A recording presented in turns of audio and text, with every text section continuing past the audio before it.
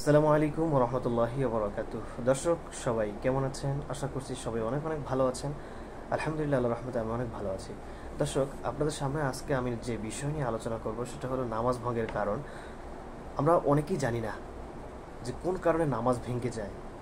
অনেক সময় আমাদের নামাজ ভেঙে যায় কিন্তু আমরা বলতে পারি না যে আমাদের নামাজ ঠিক আছে কিনা। অনেক সময় আমরা অনেক ভুল করে থাকি, যে ভুলগুলোর কারণে নামাজ ভেঙে যায়।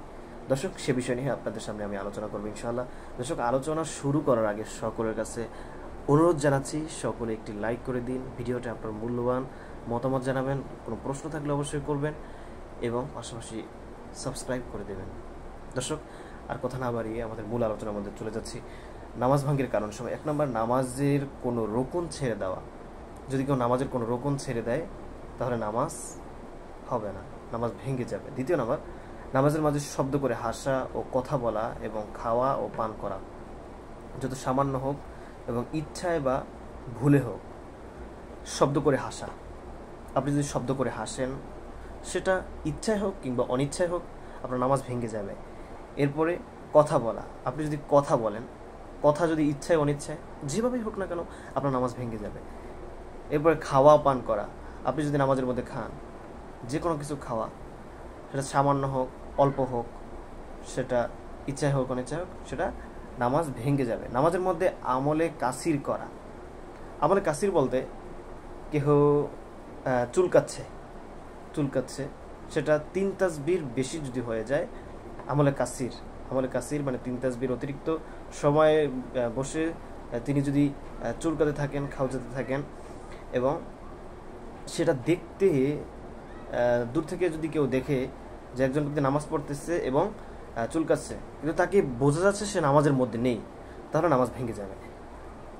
এরপরে 3 নম্বর, যেটা বিনা ওজরে বিনা প্রয়োজনে কাশি দেয়া, বিনা প্রয়োজনে কাশি দিলে নামাজ ভেঙে যাবে। আর আপনার প্রয়োজন নেই, কোনো প্রয়োজন নেই, শুধু শুধু আপনি কাশি দিলেন, তাহলে নামাজ ভেঙে যাবে। ব্যথায় বা বিপদে অস্থির হয়ে উহ আহ শব্দ করা, ব্যথায় বা বিপদে অস্থির হয়ে উহ আহ শব্দ করা কিংবা শব্দ করে কাঁদা, আল্লাহর ভয় বা জান্নাত জাহান্নামের স্মরণে হলে নামাজ ভঙ্গ হবে না। এখন আপনি এমন আয়াত তেলাওয়াত করতেছেন, আপনি মাওলানা মুফতি কিংবা আয়াতের অর্থ আপনি জানেন, এখন ওই আয়াতটা পড়ার পর আপনি নিজেকে স্থির রাখতে পারতেছেন না, আপনার কান্না চলে আসলো। জাহান্নামের ভয়ের একটা আয়াত আপনি তেলাওয়াত করলেন, ওই তেলাওয়াতটা করার পর আপনার মনটাকে আর স্থির রাখতে পারলেন না, আপনার মন নরম হয়ে গেল, আপনার চোখ দিয়ে পানি পড়ে গেল, আপনি কান্না করতে থাকলেন। এই অবস্থায় নামাজ ভেঙে যাবে না।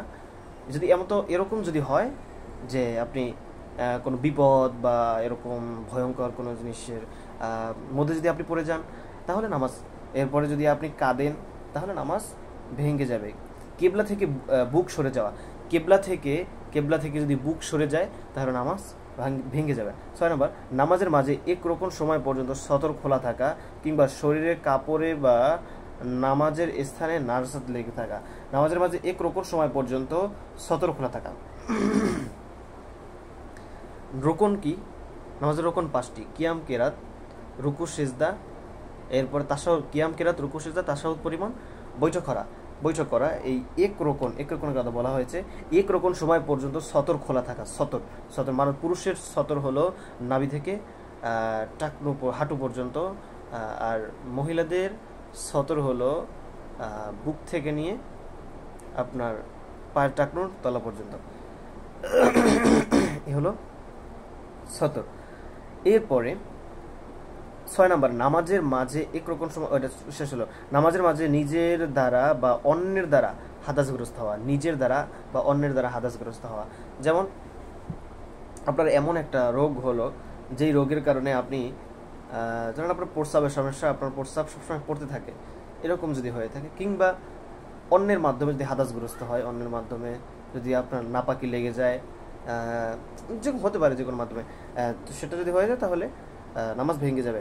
8 নম্বর, নামাজের মাঝে পাগল বা বেহুশ হয়ে যাওয়া, নামাজের মাধ্যমে যদি কেউ পাগল হয়ে যায়, কেউ বেহুশ হয়ে যায়, অজ্ঞান হয়ে যায়, হতে পারে স্বাভাবিক, যদি হয়ে যায় তাহলে নামাজ ভেঙে যাবে। 9 নম্বর, ফজরের নামাজে সূর্য উঠে যাওয়া, ঈদের নামাজে সাওয়ালের সময় হয়ে যাওয়া এবং জুমার নামাজে আসরের সময় হয়ে যাওয়া, তাহলে নামাজ ভেঙে যাবে।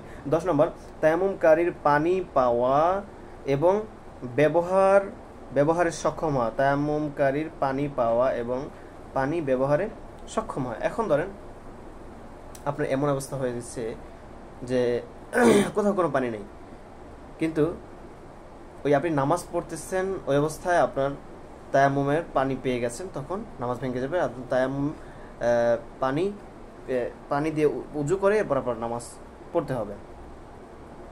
এবার পানি ব্যবহারে সক্ষম হতে হবে। এখন ধরেন আপনি তায়াম্মুম করেছেন, কিন্তু নামাজ আপনি যদি ওইদিকে উজু করতে যান তাহলে নামাজ ফাসিদ হয়ে যাবে, নামাজ জামাত পাবেন না, তখন সেটা নামাজ আদায় করে নেবেন।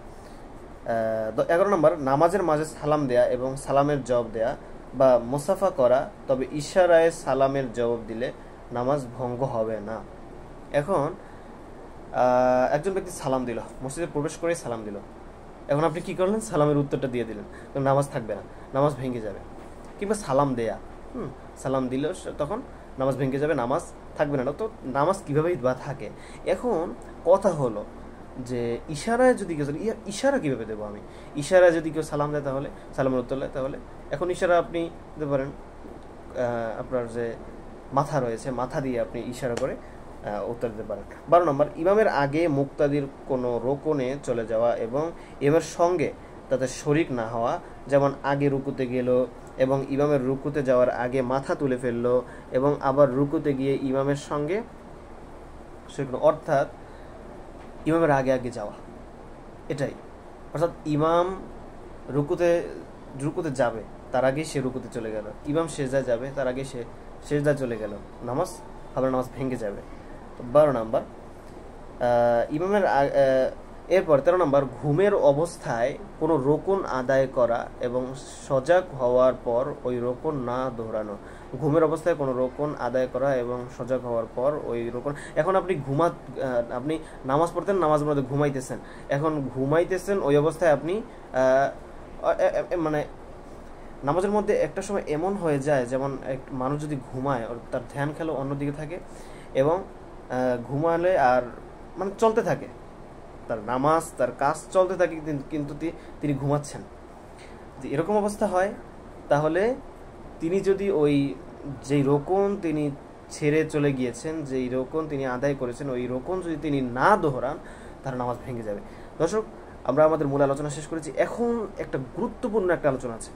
সে আলোচনা হলো বিশেষ কিছু মাসালা। এই মাসালা সম্পর্কে যদি আমরা না জানি আমরা খুব বিপদে পড়ে যাব। এই মাসালাগুলো আমাদের খুব জানা দরকার। 1 নম্বর যে মাসালা, নামাজের মধ্যে মানবীয় কোনো দোয়া করলে নামাজ ফাসেদ হয়ে যাবে। মানবীয় দোয়া অর্থ এমন দোয়া যা কোরআনে বা সুন্নায় নেই এবং যা মানুষের কাছে চাওয়া অসম্ভব নয়।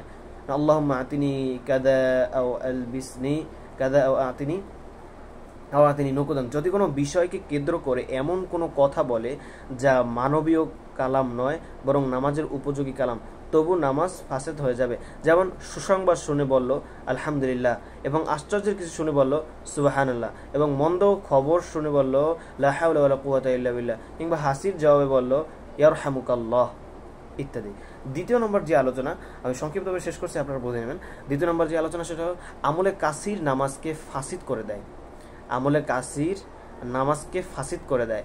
আমলে কাসির মানে এমন কাজ যা করা অবস্থায় দেখলে মনে হয় যে লোকটি নামাজে নেই, আর যদি নামাজে আছে কি নেই তা নিয়ে সন্দেহ হয়, তাহলে তা আমলে কাসির নয় বরং আমলে কালিল।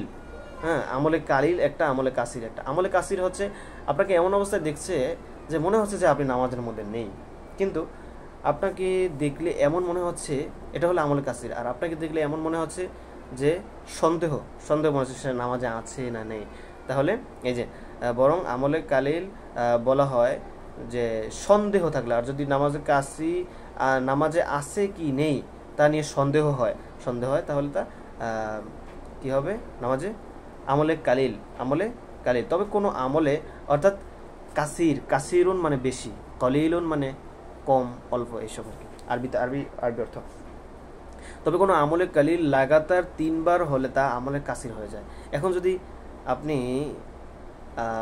কালিল যদি 3 বার করে থাকেন, যেমন আপনি এমনভাবে যে মাথা চুলকাচ্ছেন, মানুষ সন্দেহের মধ্যে আছে যে সে নামাজে আছে না নেই, নামাজে আছে, মানে সন্দেহের মধ্যে আছে। এখন এটা যদি 3 বার হয়ে যায়, এটা যদি 3 বার হয়ে যায় তাহলে নামাজে কাসির হয়ে যাবে, আমলে কাসির হয়ে যাবে, আপনার নামাজ ভেঙে যাবে। বাইরে থেকে মুখে নিয়ে কিছু খেলে বা পান করলে যত অল্পই হোক তাতে নামাজ ভঙ্গ হয়ে যায়। এখন আপনি বাইরে থেকে আপনি বাদাম চাবাইতে চাবাইতে আসছেন, এখন আপনি বাইরে থেকে মুখে কিছু খেলে বা পান করলে যত অল্পই হোক সেটা কি হয়ে যাবে, যত অল্প হোক, যত সামান্য হোক, সেটা আপনি কিছু বুট নিয়ে আসলেন, পকেটে করে নিয়ে আসলেন, হাঁটলেন, খাইলেন, মসজিদে গেলেন তাও খাইলেন, নামাজ পড়লেন তাও খেতে থাকলেন, চাবাইতে থাকলেন আর নামাজ পড়তে থাকলেন। আর যদি দাঁতের ফাঁকে আটকে থাকা খাবার গিলে ফেলে এবং পরিমাণে তা চনা বুটের চেয়ে কম হয় তাহলে নামাজ ফাসিদ হবে না। চনা বুটের সমান বা বেশি হলে ফাসিদ হবে। চনা বুটের চেয়ে কম হলে নামাজ ভেঙে যাবে। আর যদি চনা বুটের সমান কিংবা চনা বুটের চেয়ে বেশি হয় তাহলে নামাজ ভেঙে যাবে। বেশিটা আমরা খেয়াল রাখবো। যেমন আপনি কিছু খেয়ে এসেছেন, এখন আপনি পানিও খেয়েছেন, ঠিক পানিও খেয়েছেন, এখন আপনি যে নামাজ পড়বেন, নামাজের সময় আপনার দাঁতের মধ্যে লেগে আছে, ওটা এমনভাবে লেগে আছে আপনি কোনোভাবে সরাতে পারছেন না। এখন ওটা যদি চনা বুটের চেয়ে ছোট হয় তাহলে নামাজ ভঙ্গ হবে না। আর যদি চনা বুটের চেয়ে বড় হয়, চনা বুটের সমান হয়, তাহলে নামাজ ফাসিদ হবে। যদি নিজে নিজে হাদাস হয়ে যায়, যেমন পেশাবের ফোঁটা বের হলো বা নাক থেকে রক্ত ঝরলো, তাতে শুধু অজু ভঙ্গ হবে। সুতরাং সাথে সাথে অজু করে এসে আগের নামাজের উপর ভিত্তি করে অবশিষ্ট নামাজ পড়তে পারে। এটাকে বলে বিনা উস সলাতি। যেমন আপনার মুখ থেকে রক্ত ঝরতেছে, হ্যাঁ, কিংবা এরকম কোনো আপনার কোনো সমস্যা হচ্ছে, যদি হাদাস হয়ে যায়, যদি নিজে যেমন আপনার এমন সমস্যা হচ্ছে যে প্রস্রাবের ফোঁটা আপনার সবসময় পড়তে থাকে, নামাজের মধ্যেও পড়ে গেল, এরকম হলে আপনার রোগ এরকম হয়ে গেলে এবং মুখ থেকে যদি রক্ত ঝরে হঠাৎ করে, তখন আপনার কি করতে হবে, উজু ভেঙে যাবে। আপনি নামাজ উজু করে আপনি নামাজ আবার পূর্বে আদায় করে নেবেন। এটাকে বলে বিনা উসলাতি। এ সম্পর্কে বিস্তারিত আলোচনা রয়েছে। যদি নিজে হাদাস সৃষ্টি করে কিংবা যদি অন্যের দ্বারা হাদাস সৃষ্টি হয় তাহলে নামাজ ভঙ্গ হয়ে যাবে। নিজে সতর খুলে গেলে এক রকম সময় পর্যন্ত তা মাফ, কিন্তু নিজে বা অন্য কেউ খুলে ফেললে তখন নামাজ ভেঙে যাবে।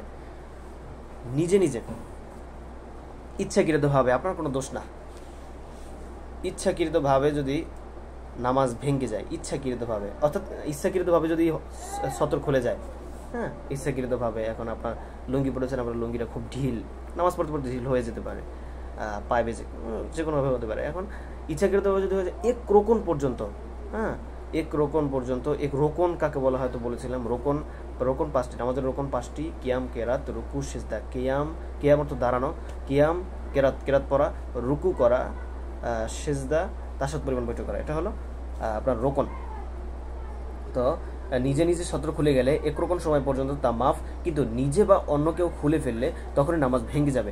রোকন আদায় পরিমাণ সময় অর্থ 3 তাসবিহ পরিমাণ সময়। রোকন আদায় মানে 3 তাসবিহ, হ্যাঁ, 3 তাসবিহ পরিমাণ সময়। 6 নম্বর, মুসল্লির জাল্লাতুল কিরাআতি দ্বারা নামাজ ফাসিদ হয়ে যায়। জাল্লাতুল কিরাআতি অর্থ উচ্চারিত শব্দ দ্বারা এমন অর্থ পরিবর্তন ঘটা যা বিশ্বাস করা কুফরি, তবে ইআরাব এর ভুলে কোনো অবস্থাতেই নামাজ ফাসিদ হবে না, কারণ ইআরাব খেয়াল রাখা খুব কঠিন। দর্শক, আমরা যে আলোচনা করলাম, আল্লাহ পাক রব্বুল আলামিন আমাদেরকে আমল করার তৌফিক দান করুক। আলোচনাগুলো খুবই গুরুত্বপূর্ণ। আমরা অনেক সময় নামাজ পড়ি কিন্তু এই ভুলগুলো আমাদের হয়ে যায়, কিন্তু আমরা নামাজ আর দোহরাই না, আমরা মনে করি যে হ্যাঁ নামাজ মনে হয়ে গেছে, আমাদের না জানার কারণে এই সবগুলো হচ্ছে। দর্শক, আমরা জেনে নিলাম, আলহামদুলিল্লাহ, আল্লাহর কাছে হাজার শুকর। আমরা যা জানলাম এর উপর আমরা আমল করবো ইনশাআল্লাহ। আল্লাহ পাক রব্বুল আলামিন আমাদের সকলকে, আগে আমাকে এবং আপনাকে সকলকে আমল করার তৌফিক দান করুক। এই আমলটা আপনার মধ্যে সীমাবদ্ধ রাখবেন না। এই যে মাসালাগুলো জানলেন, এগুলো আপনার মধ্যে সীমাবদ্ধ রাখবেন না। আপনি আপনার মুসলমান ভাইদেরকে কীভাবে জানানো যায়, ওই ব্যক্তি যদি সঠিকভাবে নামাজ পড়তে পারে, যতদিন সঠিকভাবে নামাজ পড়বে আপনার মাধ্যমে, যতদিন ওই ব্যক্তি সঠিকভাবে নামাজ পড়বে, ওই ব্যক্তি যত আমল করবে, নামাজ পড়বে, ওই নামাজের সব শুধু তিনিই পাবেন না, তার একটা অংশ আপনি পাবেন। এই জন্য আল্লাহ পাক রব্বুল আলামিন আমাদের সকলকে এই যেভাবে বলা হলো, মাসালা যেভাবে বলা হলো, সেভাবে আমরা সহিষ্ণুভাবে নামাজ আদায় করতে পারি এবং এই নামাজ নিয়ে, মিফতাহুল জান্নাতে সালাহ, নামাজ হলো বেহেশতের চাবি। এই চাবি নিয়ে আমরা জান্নাতে যেতে পারি, জান্নাতের তালা খুলে আমরা জান্নাতের মধ্যে বসবাস করতে পারি। আল্লাহ আমাদের সেই তৌফিক দান করুক, আমিন। সাথে সাথে চ্যানেলটি সবাই সাবস্ক্রাইব করে দেবেন। আসসালামু আলাইকুম ওয়া রাহমাতুল্লাহি ওয়া বারাকাতুহু।